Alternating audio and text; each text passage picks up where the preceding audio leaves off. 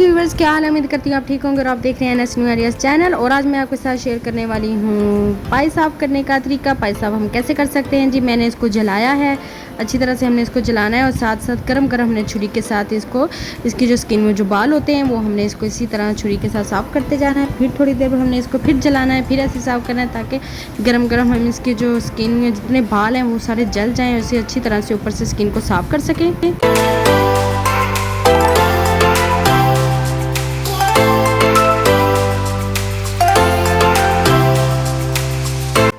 इसी तरह step by step हम साफ़ करते जाएंगे इसको। बस इस चीज़ का, ये ठंडे होकर बिल्कुल ही साफ़ नहीं होंगे, इसको गर्म करेंगे तो ये अच्छी तरह से साफ़ होंगे।